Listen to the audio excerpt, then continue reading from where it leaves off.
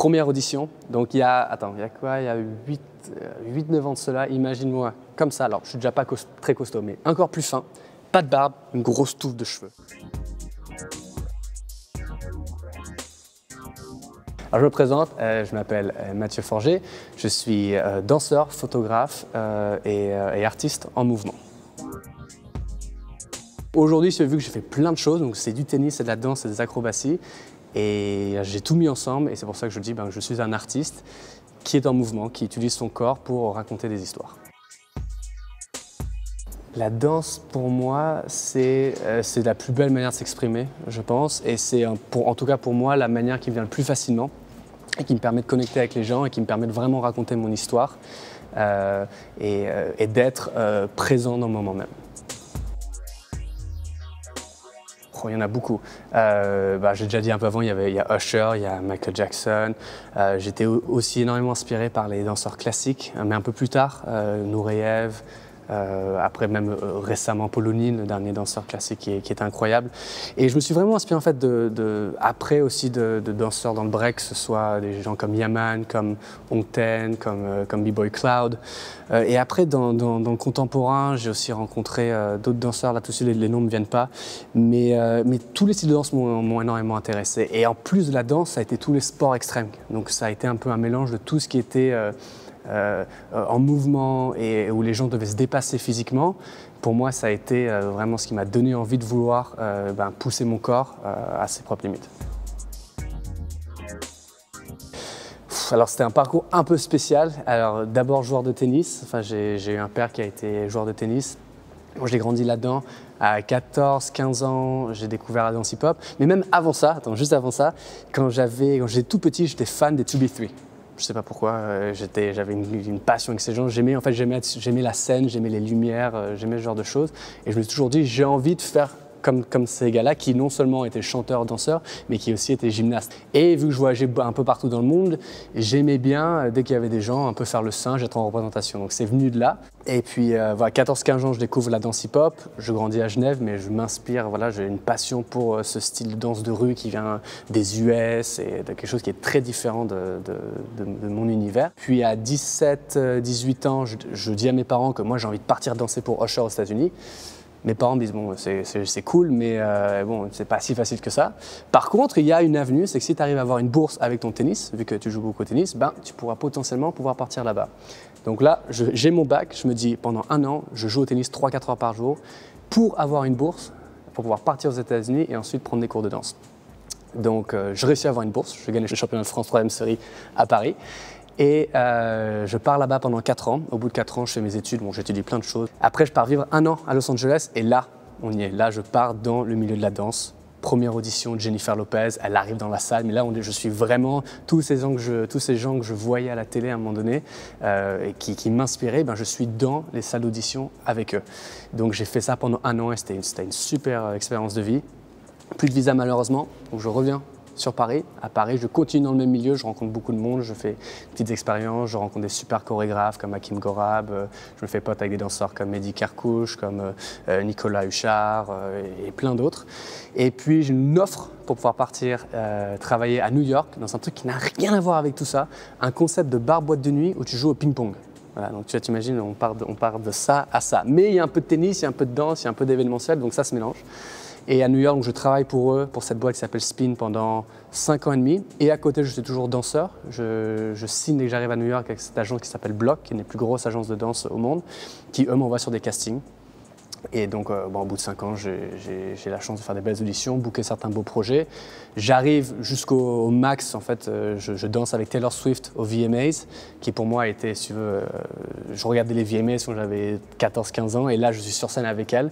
Donc ça a été pour moi un moment qui a été incroyable. Et je me suis dit, je pense que c'est le moment maintenant de me lancer dans mon projet artistique, à travers la danse, bien sûr, mais aussi à travers la photo, la vidéo, qui ont été d'autres arts que j'ai découverts à travers ces années aux États-Unis. Et aujourd'hui, je vis de mes créations et de mes idées. Et encore une fois, je mélange danse, photographie, vidéo et poésie ensemble. Voilà. Ah ouais, tout le temps, c'est sûr. Mais le stress, c'est obligatoire. Même là, avant de venir ici, avant de commencer à te parler, j'étais un peu stressé. Tu vois, au début, tu es toujours un peu, oui, je réponds à moitié. Et puis après, tu laisses aller, donc ça va beaucoup mieux. Mais oui, mais je pense que le stress, c'est ce qui vraiment te donne l'envie de bien faire les choses. Je pense que tu n'as pas de stress, c'est-à-dire que tu t'en fous un peu et que finalement, tu ne vas pas te dépasser, tu ne vas pas vouloir te donner à 100%. Un petit trick pour gérer ce stress. Ça dépend de la situation. Je pense que pour moi, c'est toujours, je pense, bien respirer, bien me recentrer et me positionner, me dire bon, je suis là dans ce moment présent, j'ai une chance incroyable de pouvoir faire ce que je fais. Et une fois que je me lance, il faut que j'aille tout de suite. Il ne faut pas que je réfléchisse trop. C'est qu'à un moment donné, c'est qu'une fois que je me suis dit c'est bon, allez, on est centré, on est bien, on part. Alors généralement, je décide de partir shooter.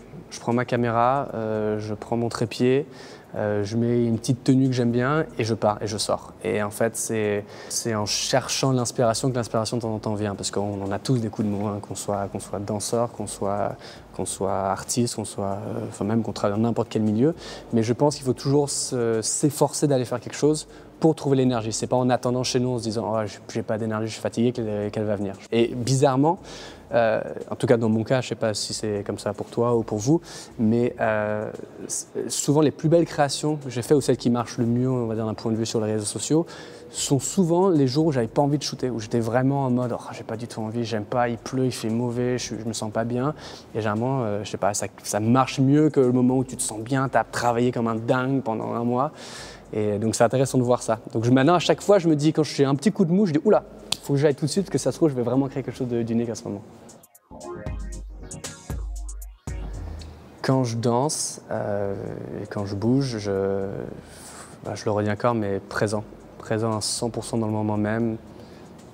J'oublie mes tracas, j'oublie mes soucis et je pense que je connecte avec, bon ça peut être un peu spirituel ce que je veux dire, mais je pense que je connecte vraiment avec qui je suis et où je suis, si tu veux, dans ce monde.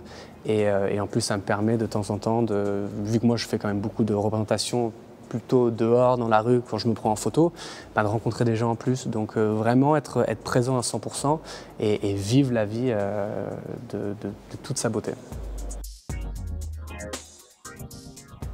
J'ai parlé de l'histoire de Gilo avant, qui était pas mal. Alors l'histoire de Gilo, je t'explique. Première audition, donc il y a 8-9 ans de cela, imagine-moi comme ça, alors je suis déjà pas très costaud, mais encore plus fin, pas de barbe, une grosse touffe de cheveux. Je sais pas si tu vas pouvoir mettre des photos dans l'interview, trucs comme ça, mais je t'enverrai, c'est trop drôle. Et donc j'arrive à ma première audition, je signe avec cette agence de danse et ils me disent bon, un casting pour Jennifer Lopez pour son nouveau clip, je sais plus ce que c'était, très bien. J'arrive déjà. Il y a 300 danseurs, un parking, mais là des danseurs, des noirs, des blancs, des grands, des petits, des cheveux rouges, des vestes cloutées, mais vraiment dans tous les sens. Je me dis, oula, mais qu'est-ce que je fais là? C'est dans cette foire, si tu veux. Et on allait en fait en petit groupe dans cette salle. Et à l'époque, Jennifer Lopez sortait avec son chorégraphe qui était Beau Casper, je crois que c'est ça son nom, je ne me trompe pas. Et j'étais pas fan de son style de danse et j'étais pas du tout à l'aise avec ce qui se faisait. Donc on y va, on est peut-être 20-30 et là on apprend la choré. Et puis tu sais, les auditions ça va hyper vite, mais ils ont pas le temps. Et donc t'apprends et j'arrive pas et je suis là et ça marche pas, bref. Et ils disent bon, vous êtes bon, on y va? Ok, on y go. Alors là j'y vais, je me permets, je me mets comme ça. Okay. Donc j'ai un peu le stress, là, la caméra je vais pas trop bouger, je reste à peu près au même spot, mais c'est mieux quand je suis debout. Et là donc j'y vais, je lance la danse, et pendant que je fais ça, tout d'un coup je fais. Et là, qui passe à côté de moi? Jennifer Lopez. Mais vraiment, en milieu de l'audition, elle passe là. Et je me dis, mais attends, alors déjà, je suis complètement déboussolé, mais on l'est tous. Et donc Beau qui dit, pardon, excusez-moi, excusez-nous, je vous présente Jennifer. Donc Jennifer, je me rassois, qui s'assoit à peu près où est la caméra, où je suis. Elle se met là, elle a des grosses lunettes, je me rappelle toujours. Elle se pose comme ça, un chewing-gum. Elle dit rien. Et là, Beau qui dit, bon, je vous présente Jennifer. Bonjour Jennifer. Et là, on a dû refaire l'audition. Et là, si tu veux, le stress, et je me suis complètement raté, parce que déjà, je ne maîtrisais pas la choré, donc je me suis complètement raté. Mais j'ai quand même passé le premier tour, parce que j'ai fait un petit freestyle après, et je me suis dit, je vais la draguer, je vais y aller, je vais faire un salto, je vais retomber, je vais me retourner, je vais jouer le jeu, je vais essayer de voir si je peux jouer le petit côté français. Et j'ai passé le premier tour, mais j'étais coupé au deuxième. Bon, c'est pas grave. Mais au moins, j'ai cette histoire. Et c'est une de mes préférées, je pense que c'était une des premières, quoi. Donc en termes de projet, je lance dans pas longtemps une masterclass en fait, où on va dire, dévoile un petit peu mes secrets, comment faire des photos en lévitation, mais pour moi, c'est un partage. Ensuite, je suis en train de travailler sur une exposition photo aussi, qu'à travers toutes ces années, toutes ces belles collaborations, j'ai découvert une vraie passion pour la photo, donc ce mélange de photo et de danse. Et dans cette expo photo, j'aimerais aussi en faire une performance de danse, donc c'est un peu ce mélange voilà, de la photo et de la performance. Et puis, idéalement, j'espère, dans 1 an ou 2, monter un spectacle. Alors je pense sur Paris. Pour moi, c'est vraiment ce qui me fait vibrer le plus, c'est d'être sur scène avec des gens et raconter mon histoire. La danse fait partie de nous tous. La danse ne juge pas les gens pour leur couleur, pour leur sexe, pour leur préférence politique, pour quoi que ce soit. C'est vraiment un art qui accepte tout le monde et qui regroupe tout type de personnes. Et au fond de nous, je pense même que la danse est presque un des arts les plus simples d'une manière ou d'une autre. C'est que tout le monde peut un peu danser d'une manière ou d'une autre. C'est plus dur, je pense, de peindre, c'est peut-être plus dur de chanter. Enfin, en tout cas pour moi, ce que je pense que le chant, c'est beaucoup plus intime que sur la danse. Tu fais ça, tu danses, c'est pas très compliqué. Et tout le monde, c'est hyper contagieux. Donc pour moi, la danse, c'est tout, ça fait un peu partie de la vie et c'est amour. Continue de faire ce que tu fais. Aujourd'hui, je pense que la vie d'un artiste, c'est de vivre pleinement et d'avoir plein d'expériences et de raconter son histoire à travers son art. Donc s'il y a 10 ans, petit Mathieu ne savait pas s'il voulait faire de la danse, du cinéma, de la peinture, du design, enfin il était intéressé par plein de choses, ben, je dirais continue à faire tout genre de choses parce que c'est ce qui va te former en tant qu'artiste et qui va te permettre, 10 ans après, tu sais quoi, tu vas finir par faire des photos dans les airs. C'est quand même dingue comme concept. Et tu vas gagner ta vie avec ça et plus tard tu feras quelque chose d'autre aussi sûrement. Donc je dirais ça. Je danse, je tends les mains et je dis viens danser avec moi et je les prends et je les fais danser. J'adore ça, je pense que c'est hyper contagieux et je pense que tout danseur est un peu showman à sa manière. Et ce qui est cool quand tu danses, c'est de pouvoir le partager avec les autres et surtout de pouvoir amener les gens avec toi. Alors je fais pas la danse de couple, attention, je suis pas encore très bon là-dedans, j'aimerais bien un jour, mais surtout c'est quand je danse, j'ai envie que tout le monde danse avec moi et voilà.